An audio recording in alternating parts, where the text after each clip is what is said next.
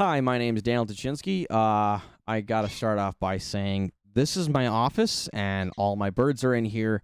The dogs might be coming running in at some point, so I apologize for all the crazy animal stuff that you'll probably be seeing going on during this video. So I am applying to Code Platoon, and online it says, please introduce yourself and answer the following 3 questions. Question number 1 is, tell us about a time you had to learn something new. What was it? How did you approach learning it? And in hindsight, what would you do differently? The very first thing that jumps into my mind it has to be when I was in the Navy and we were going through the basic submarine school, and I had to learn all the submarine systems, all the different air systems, the water systems, all that fun stuff. And it was a hard test. And after about a week of struggling with it and not getting anywhere, I just finally went to my lieutenant and was like, how do I do this? He sent me down to the boats. I met with somebody who's been working on these systems for the last 20 years and spent several hours going all over the boat with him showing me exactly what everything was. It finally made sense. I went and took the quiz and got actually a very high score, passed easily. And in hindsight, I would have, instead of struggling for like a week, once I realized I was stuck, I would have just gone straight to the source, which is, in this case, the boats.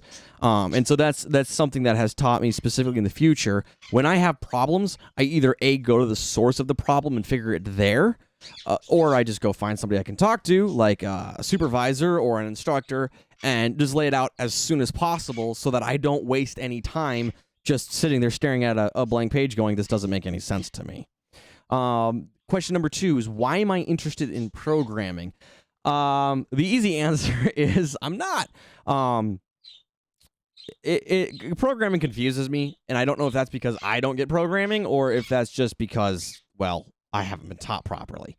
But being in the production field and then the esports field for quite a while now, there's definitely several what I would call given or taken for granted processes like networking, where at this point you want to go do something and you realize there's got to be a better way to do this. In my situation, it's networking.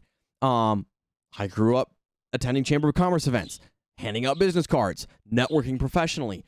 That system doesn't really exist online. There's no real clear, easy way to go hand out a business card online. It's, here's my YouTube channel, here's my Instagram channel, here's my email. And for me, it's like, can we just have something where I can hold up my phone, boom, there's all your information, everything you want me to have, I can store it in contacts, and it's ready to go. But then also for professionals, you know, what if you're a programmer and you could have a business card on your phone where when somebody scans it, your business card does something on its own, like an animation or something special, and it's the next step in that evolution of networking, in that first impression you give as a professional. And I started designing this out and building it and realized that, I don't have the skills to build this out myself, nor do I have the capital or the networking I need, or the contacts, I should say, to put together a team to do this. So I realized I need to go, A, learn how to program so I can do this and run a company and build an app, but also B, I need to find a place where I can network with other people and get into the programming community for what it's worth. And so that is why I'm interested in programming, and more importantly, why it's not just an interest in programming, because I actually am interested in programming. It's also the number one need I have moving forward to the next step of my career, which is building out these platforms and beginning to develop online tools that can be used, especially for someone like myself who does a lot of content creation and live streaming. And I'm also trying to build a production company. And this is something that I definitely need. So this is my primary focus for the foreseeable future. And third one, take one of the programming questions from the previous programming/logic questions in the REPL you answered, and teach or explain your solution, assuming that the person viewing the video is a student seeing the material for the first time. Focus on explaining the logic you use to solve the problem. This part can go over 5 minutes if needed. Yay! Okay, so let's go ahead then And let's jump into the one that I spent way too much time trying to figure out. And when I did finally figure it out, I realized, oh, I was overcomplicating things for myself. So let's go ahead and I gotta find this. Here we go. This is what I needed. Actually, I could have just done that one. Okay. So the one that I really struggled the most with, and it took me a little while to figure it out, which in retrospect, I don't think it should have. Let me just pull it. Let me find the one it was. That was not it. I thought I had it. I did not. Which one was it?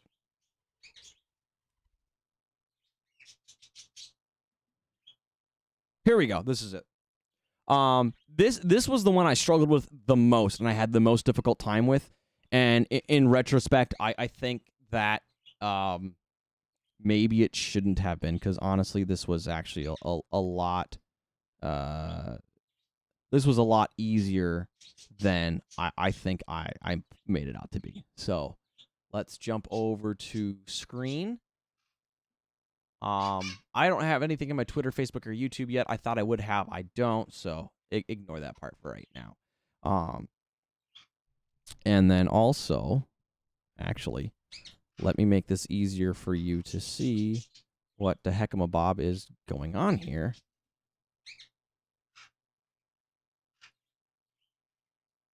You're getting a very first-hand look at some very quick, cheap, cheesy production work happening. Okay, that's going to look like crap. I don't actually care, to be honest. There. We're going to pretend like that was already set up, so when I went from this scene to this scene, boom, it looks perfect, and we can jump we can jump into it. Okay. Let me, how do I zoom in? Let me zoom in here so it's easier for everybody to see. Okay. So where I got tripped up here, and what I think I could have done to make this easier, is close that, and then we're just going to zoom back into here. There we go. Okay. So the instruction is write a function called isSameLength. Given two words, isSameLength returns whether the given words have the same length. I'm going to completely ignore what's in this little thing down here. I'm sure that was meant to help. That part confused the living crap out of me. So I'm not even going to look at it. We're just going to focus over here. So I'm going to explain this. Let's just assume and imagine that you don't know anything about JavaScript, right? And to be fair, part of this I'm still not 100% sure is correct, actually. So it said it was correct when I hit submit. So I'm rolling with that. Yes, Tommy. So I'm not going to get into all the definitions and what everything is. I'm just going to simply talk about what makes this work. So if you look up here, it says function is same length, word 1, word 2. That was already written when I opened this up, so we're gonna roll with that. So without diving into all the details and trying to explain everything as if I was an instructor, I'm gonna put it like this. The function is what you're trying to make pop out down here. Whatever the function is, this is the name that you're giving your function. And all of this is what determines how it's going to actually perform.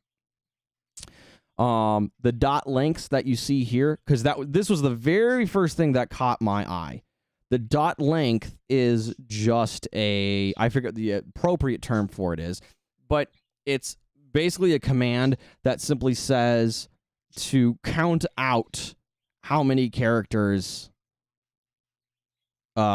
is found in word 1. Now, what is word 1? Well, word 1 is going to correlate to this word 1 up here. So these two up here, as you can see, when I highlight this, there's a little box that appears over this word over here. Basically, what this is describing, or showing, I should say, is that these two are connected. In the function is same length. This parameter, word1, is also being represented by this parameter, word1. And we say word1 here with dot length on it because we're saying in this command right here for word1 and word2 is we want to know how long that word1 is. And we want to know how long that word2 is. Well, we still haven't determined what word1 and word2 are. That's where this comes down here. This is where we're actually running the function. So this right here is actually calling the function. And the curly brackets here is what actually tells the function to run. These two here are the words we're using. Now, we can change these inputs to whatever we want. It's just important to know that this first section here correlates to this word here, and this second position correlates to this word here. And you'll notice that left side of the comma, these two words are going to be correlated, and on the right side of the comma, these two words will be correlated. I don't think I'm using the word correlated correctly, but we'll run with it. The if statement is basically saying that if whatever's happening in here, or whatever, based on what's happening in here, we're going to return, essentially, return means print from Python, or just, that's what's going to show up. And I'll show you what that means in a second here. Else, or else, push out or return, which is going to show up false. So in English, it's like, if these two things equal something, then we need to show that that's true or false. So basically what this entire function is saying is that if the length of word1 is equal to, and I'm not sure I did that part correctly, I just know it works, so I'm going to roll with it. If the length of word1 is equal to the length of word2, remember this word1.length is connected to here, and this one's connected to here, then we're going to print out down below under the native browser JavaScript down here, true. If they're not the same length, we're going to print false or return false. So if we erase this, and I just realized I can't edit this because it's submitted. Oh boy, that's going to be a problem. Okay, so you know what we're going to do? We're going to go to a new REPL so you can actually see what it is I am talking about. New REPL, JavaScript, create REPL. Okay. So I'm going to go here, doop, copy, paste.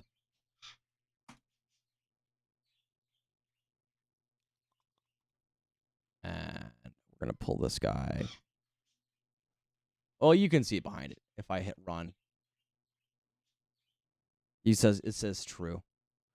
So, to tag off that explanation, the reason we have these single quotation marks here is because this is representing that this is text. Anything in here is going to be text. It can be single, quotation, double. It doesn't matter. It just has to be there so that the computer knows this is text. So if we say word and word, this position here on the left of the comma is going to connect to this word one here. This word on the right of the comma is going to connect to this position here within the function. And this is saying that if this word1.length, which is this word1 here, which is this word here, because it's positional, is equal to, again, I think that's how I'm supposed to write it in this case, is equal to the length of word number 2, which is the word number 2 up here, which connects to this word down here. If they're the same length of characters, the same number of characters in a row, return true. And that's what we have right here. When we hit run, it returns true. If they're not the same length, it'll return false. So a very, very quick summary of this is going to be the function is essentially this. This right here is the function, right? This is the red button, if you will, of the function. This is what makes the function happen. This is all declaring what the function is. This actually calls the function into operation. So you have is same length. It doesn't have to be is same length. You can name this whatever you want. It does not matter. In here we have the positions. These positions are going to correlate so we can tell the computer in this position it's this first one, and it's going to represent this word right here, that first position there. Second position is going to work with second position here. So anything you type in here is going to correlate to this and the length of word number 2. We use the if statement, return, and else, and it could just it's just shortened English essentially. If the length of word 1 and the length of word 2 are equal, return true. If they're not equal, return false. I'm over-explaining this because this is what it took me to finally figure this out and understand what was going on here. So, with that being said, I hope that makes sense. Again, this is the problem I had the most issues with. I'm not 100% sure on all of this, but in the questionnaire it said take one of the programming questions and explain the logic behind or the logic I use to solve the problem, and explaining that way, that is actually the conversation I had in my head that got me to get this to be correct. So we could say, and it doesn't even actually have to be words for that matter. It could just be a length of characters, ASDFJ, and then we just do ASDFJ, and we run it, and there's the same number of characters, so it's true. And then we take off 2 on the right side, and now it's false. Or we could take off 3 on the left side, 2 on the right. It's still false because this function is saying that the left side of the comma and the right side of the comma, those 2 words, those positions, have to be the same length in order for us to get the true to show up here. And if they're not the same amount of characters, it's going to show up false. This was the logic I used. This is how I explained it to myself. I discovered in a lot of the easier ones, I was drastically overthinking it, but once I kind of figured out how this was going, having this conversation in my head helps me to figure it out. It's like a jigsaw puzzle. It's like math, basically. You just think of like Sudoku, essentially. Sudoku. I forgot how to pronounce that. It's connecting the proper positions with the proper keywords. And once you learn all that, it's like 90% of the way done. And then you just have to memorize when you put in curly bracket, when you put in the parentheses, when you put in curly brackets, when you're supposed to have double equal sign, triple equal sign, when you shouldn't have it. I'm still a little sketchy on those because there's a lot of variables and how they all go together, or not variables, but there's a lot of different ways it can work.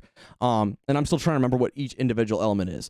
If you try to take it element for element, there's a lot and it's overwhelming and it feels impossible to memorize. What you want to do is, instead of focusing on each individual element, every single last little character that's in here, focus on where the general positions are, how they go together, and then if you're missing, like, say, a semicolon here and you try to run it, you're going to get an error. I'm not getting an error. Do I not need semicolons there? There, we got an error. Syntax error, unexpected token, this, and it says index.js at line 8. So we got a line 8. That guy's there. It says that shouldn't be there. So then we have to figure out, okay, click on that. This guy connects to this guy. Then this guy connects to this guy. So I'm missing one of these things. And it's so simple. We can see it's right after else because I deleted it. We put that in there. Delete the secondary one. Now every single last one correlates to another one. And we have everything combined. We hit play. It returns false because it's false. We put the 2 character lengths to the same amount. It comes back true. I was under the impression I needed to have semicolons there. Apparently I didn't. So I'm not 100% sure why that was coming back true. But it works. We got the right answer. Have fun with this. There's a lot to remember here. There's a lot to memorize here. Again, if you focus on positions and where to put something to make the correct answer come out, the finer details will just come with repetition. And that is my video for the Code Platoon video submission portion. And I'm hoping that this covers everything and is satisfactory. Thanks for watching.